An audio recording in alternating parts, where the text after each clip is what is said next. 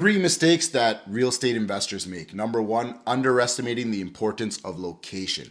Location is very crucial, and you want to make sure you're in a location with room for growth, as well as in an economically diverse hub. You don't want one industry in that location to be feeding the mouths of all the tenants that live there. If that were to close down, it would cause a problem. Number two, do your due diligence. It's important to conduct a thorough inspection of the building. Make sure you have an understanding of any types of capex that's going to be required.